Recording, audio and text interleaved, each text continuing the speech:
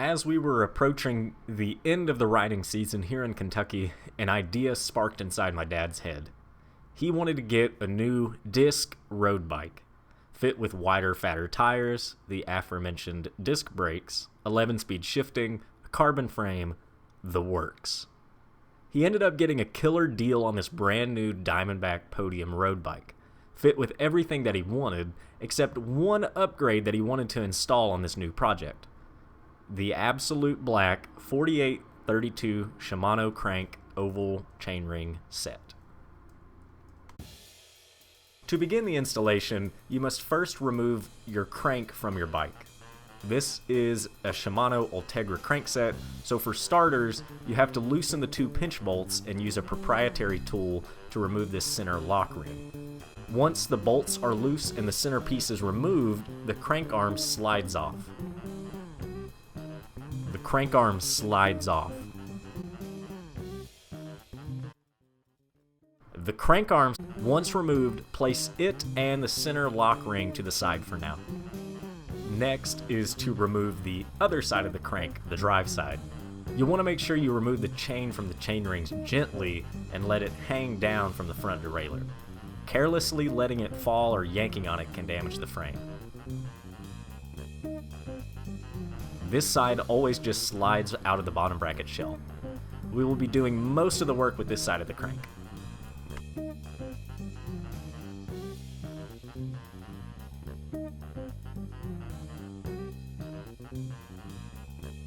As I said, these chain rings are made by AbsoluteBlack, and they have that same sleek design that all of their other chain rings have. In the package, you'll get both the larger chain ring, the 48 tooth, and the smaller chain ring, the 32 tooth. They also include the bolts for installation, which I'll go over later. Being smaller teeth, we actually shave a few grams here from the Ultegra chainring set, but that's not really the point of this. It's just a nice addition.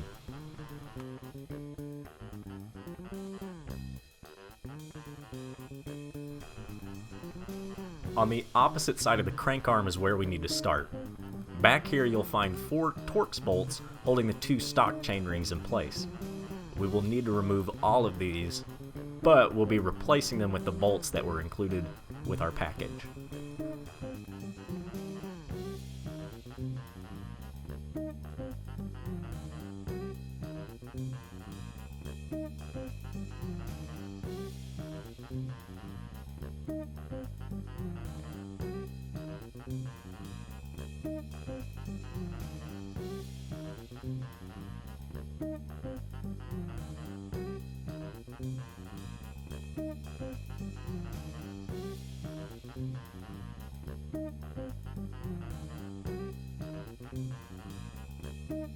Once the bolts are removed, the chain rings pop out of place and can be slid off the spider.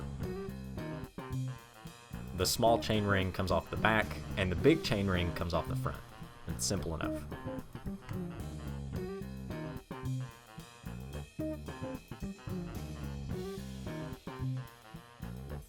Now you just need to do the reverse process for the installation, starting with the big chain ring.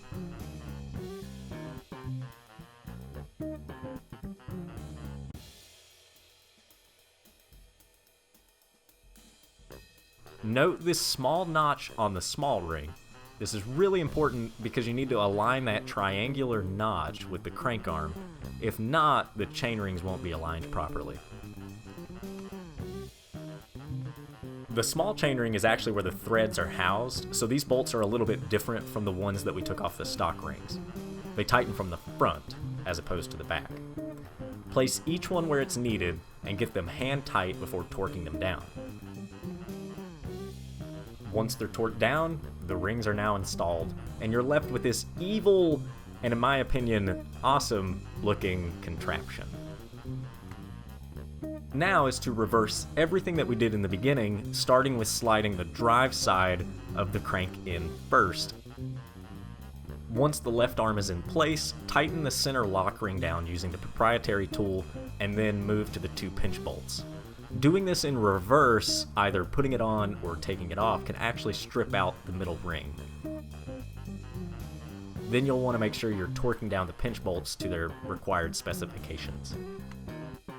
Once your crank is back on, this is actually where it gets probably the most difficult. AbsoluteBlack has an installation guide that explains how to align your front derailleur for the best shifting experience.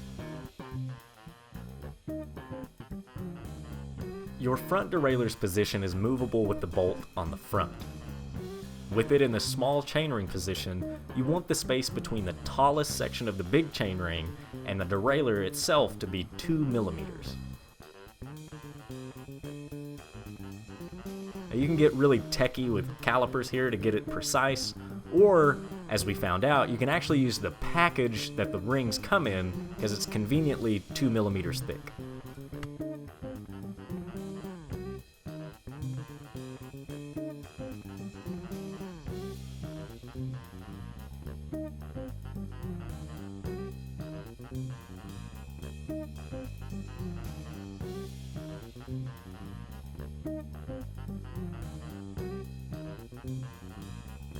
Once the height is set to the correct position, you can now adjust the front derailleur to allow for optimal shifting. This will be done using the high and low set screws, as well as the barrel adjuster, which adjusts the tension of the cable, allowing the derailleur to move left and right. Now you'll need to do this for both the small and the big chainring. For the small chainring, shift into the granny gear, and then you'll want to align the left wall of the front derailleur so that there is 2 millimeters of space between it and the chain. Now you'll do the opposite for the big chainring by shifting to the hardest gear and then doing the same measurement. Once you do, you have this slick and smooth shifting experience with a slightly funkier looking pedal motion. For the inaugural ride, my dad wanted to put these chainrings and their performance to the test. Enter Craney Hill. This beast is about 2 miles from my dad's house, has a flat lead up to it, and is about a mile long, averaging 9%. It's no joke. And it's going to give my dad the perfect opportunity to test the chainrings for their intended application in this project: climbing.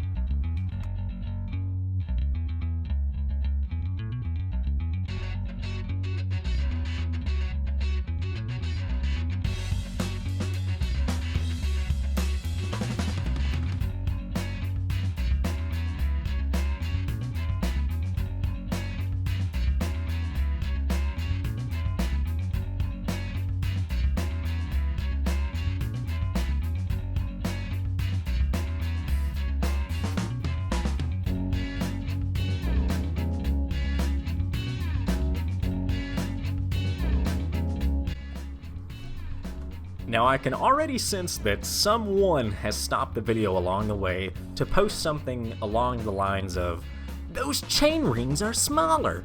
Smaller is bad. You're a slow cyclist and you should rot in hell for those changes."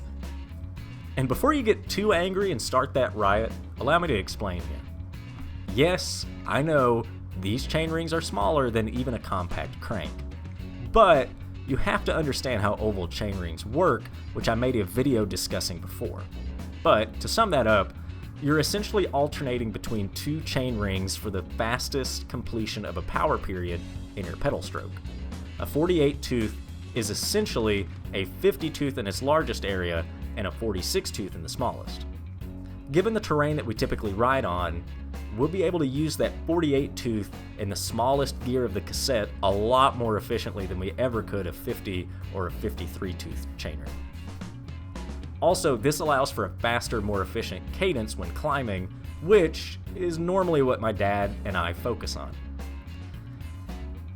However, the crank you decide to ride with really boils down to preference. The area you live in, what you do, the kind of riding you do, all of that.